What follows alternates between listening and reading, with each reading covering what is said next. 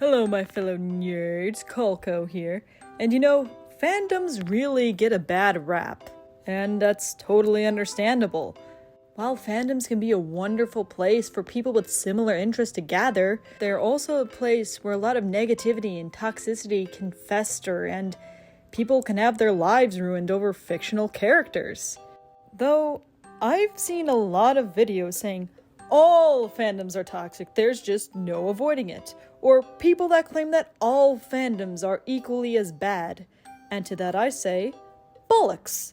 There are definitely different levels of toxicity in fandoms. Not all fandoms are equal. So I decided to analyze what exactly makes a fandom toxic and come up with a formula in hopes to not only better understand fandoms, but to hopefully prevent this from happening in the future. So this is my video essay on what makes a fandom so toxic. Before I begin, I want to say that I'm going to be referencing a lot of notorious examples. Obviously, not everyone from these fandoms or the types of people I mention are toxic. Don't harass people that fall into these fandoms or any of the references that I use, blah blah blah. Also, I'm going to be making fun of many fandoms. If you're overly devoted to your fandom, you may not want to watch this. Did you leave? Okay, good. Now let's dive into this recipe for toxicity. After studying fandoms, I have looked at the factors that contribute to its toxicity. And they are average age of the series, the size of the fandom, the types of people in said fandom, the average age of the fans, creator interaction with the fandom, and problematic aspects of the series. So let's go through every aspect one by one and explain why your fandom is a load of garbage. First is the average age of the series. Fandoms that are new often encounter a lot of problems as fans test the waters on what is and what isn't okay. All of the worst fandom horror stories often came at the start of the series or fandom. Italia's horror stories were back when the animation was still by Studio Dean. The Homestuck Sharpie story happened before the Gigapause. The Steven Universe Zammy incident happened only a few years into the series. Often, the most tame fandoms are the ones that have had time to get themselves together, establish rules and order, and get more older fans that keep the younger fans in check. Of course, an old fandom can still be toxic, but older fandoms tend to be quieter. Popularity or size of the fandom. Easy to say, bigger fandoms have more problems because they're harder to control. This is the reason people cower in fear when they see the My Hero Academia fandom. Hitalia's fandom used to be massive, but now it's significantly shrunk, and it has been super quiet. The Sonic fandom is so big and expansive it has its own reputation, though it's more for cringy art than its toxic fans. And honestly, I'd rather have a flood of furry fetish art in my fandom than have to deal with toxic Kokichi stans. So, I wouldn't put the Sonic fandom as a prime example of a bad, oversized fandom. I would probably list Dragon Ball and My Hero Academia as a better example. In addition, the bigger the fandom, the more likely there's going to be antis. And antis can be even more toxic than the fans. Just look at the anti-My Hero Academia fans or anti-BTS stans.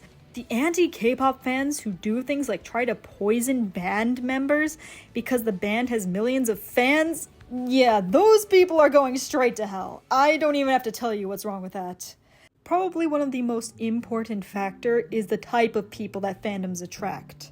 Not all fandoms are created equal, and that includes fans as well. When it comes to fandoms, there are certain type of people you want on your team, and certain types of people you want to avoid. I mentioned the type of people to avoid in the previous video I made. To summarize, the people that contribute to making the fandom more toxic are elitist. People who see themselves as the true fans. You know, like the Rick and Morty stans that went apeshit over McDonald's dipping sauce. The people that make liking things stressful. Obsessives. People whose entire lives revolve around said series. Basically, anyone who believes they are in love with, or won't shut up about a fictional character. An example of this is an anime fan saying that a certain fictional character is their husband unironically. The Danganronpa fans that threaten to kill people because they idolize Junko Enoshima. And while shipping, kinning a character, or being in love with a fictional character doesn't automatically make a person toxic, people that do so are a lot more likely to be toxic. Hardcore shippers or fujoshis. These are the people who will start World War III over seeing two men boink each other. Like in the Voltron fandom, who threatened animators and voice actors over seeing two boys kiss on television. Activists. People who think the fandom is a good place to run for office and that if you draw a character slightly off, you're a racist, fatphobic monster who needs to die. That doesn't mean that racism and other problematic things shouldn't be called out when you see it, but instead of yelling at them and trying to ruin their life, maybe let them know why what they did is uncomfortable. You're not going to make somebody a better person by insulting them and trying to destroy their life over a fictional character. That's only going to make the offender feel justified and righteous. You know which fandom I'm referencing as an example. I don't even need to say it. The Puritans. The think of the children people who will try to censor everyone around them because they believe they are the fandom police. In reality, they're more like that Karen that calls the cops on you for drawing furry art and then the police actually show up with the SWAT team instead. This is basically every Hetalia fan on Twitter over the ship US-UK, where even if you don't ship the ship, they will attack you if you even so much as mention it in a non-negative context because they think it's incest or pedophilia. And that is bad for children.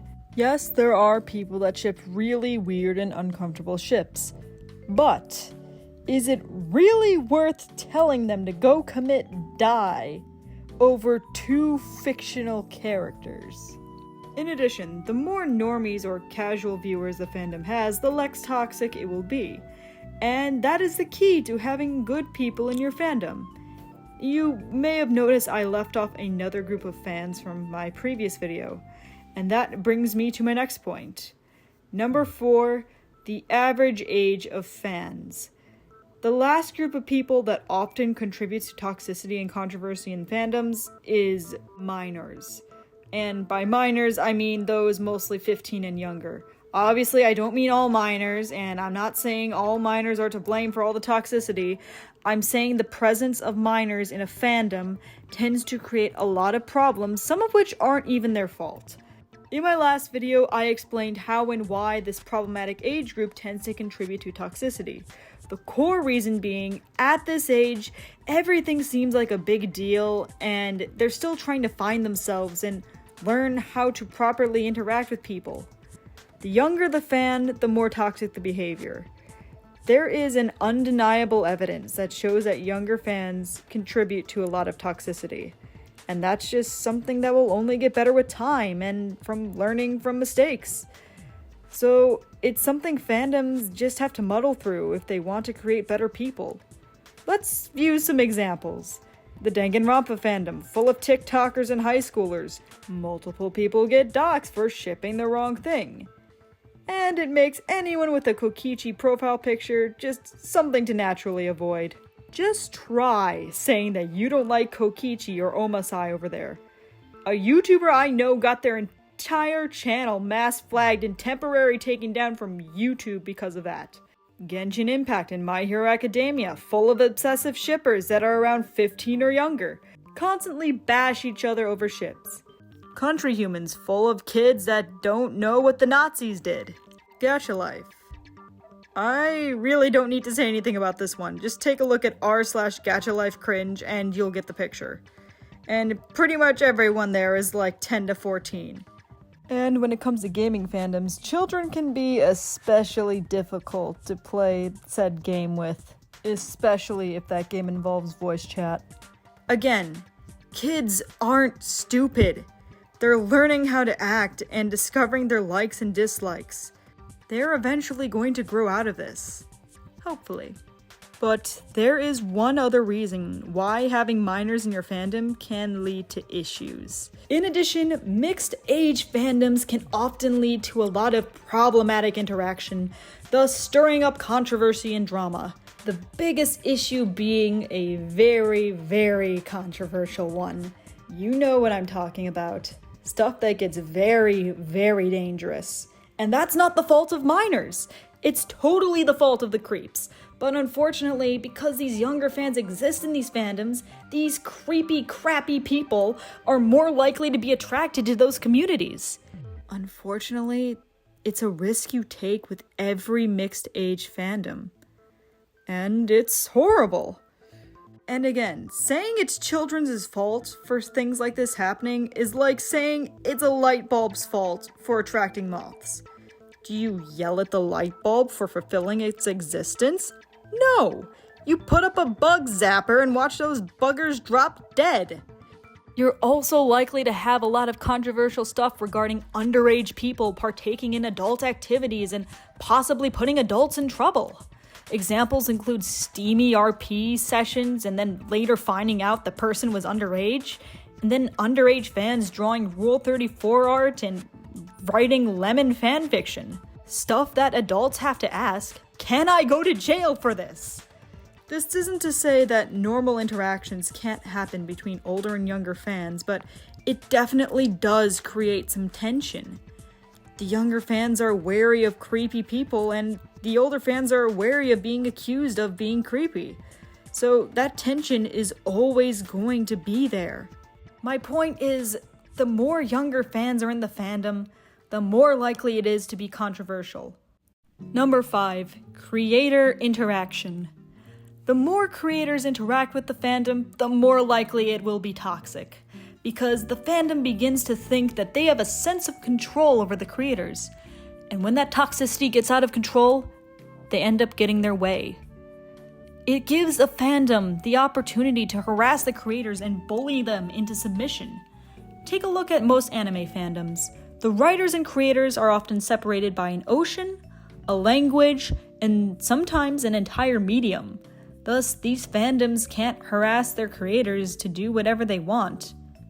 Well, most of the time, that is. Meanwhile, creators of English language media are a lot more vulnerable. Voltron, Steven Universe, and Ruby are all examples of what happens when the fandom feels like it can dictate the series' creators, giving it an ego, a toxic mentality, and a sense of entitlement. It can get to the point where ships are shoehorned in because the fandom becomes so overbearing, even if it distracts from the plot. Don't get me wrong, I love Bumblebee, but because of it, Blake is kind of just there, and she doesn't really have much of a purpose outside of being a girlfriend now, and I'm kind of worried this ship will become her whole character. Voltron brutally harassed the animation studio and the voice actors, who have no control over the show, over ships. The RuPaul Drag Race fandom, or really any reality TV show, is a big example of this. The RuPaul's Drag Race fandom's toxicity comes from the fact that they can interact with literally anyone on the show. If someone gets a little too catty, fans will wage all-out wars against the contestants. That means anyone who's on the show has to experience all the fandom drama and racism firsthand. Fandoms based around YouTubers can be toxic through harassing anyone their leader makes fun of, even when the creator specifically tells them not to do that. While it's fun to interact with your fans, being too immersed in your own fandom can lead to your series being taken away from you. Finally, we have the problematic aspects of the series. Some series are just created to draw more undesirable fans, and of course, problematic series will attract problematic fans. There will be little aspects that are cherries on top of this shit cake. My Hero Academia, Danganronpa, and many other anime series over-sexualize high schoolers or minors, so you have a lot of controversy there. Is it really bad if they're drawn like adults? Is it okay because they're cartoons? Is it the fault of the fans for being thirsty? Is it the fault of the creator for sexualizing minors? If any of these questions are prevalent in your fandom automatically has a controversial stamp on it. The more problematic a series is, the more antis it will have. And as we discussed earlier, antis can be even worse than the fandom. Hetalia in Country Humans personifies countries and takes place during World War II. Thus, it's nearly impossible to stop politics or controversial events from making their way into fan works. Idol animes often attract lolly lovers, which is another can of worms. Content creators that encourage their fans to do crappy things will also have toxic fans that try to ruin other people's lives. Fandom surrounding people, game shows, or real-life bands can lead to obsessive fans that can ruin said creators' lives. Sometimes fandoms just have problematic windows that problematic people can slip through. And thus concludes my analysis on what makes a fandom toxic. I encourage you to give me your thoughts on how I did with this analysis and if you would like to add anything. And if you'd like to share your fandom experiences, I'm always in the mood for a good read. Be sure to subscribe for my Country Humans fandom analysis as well as other awesome content, and until then, keep on studying.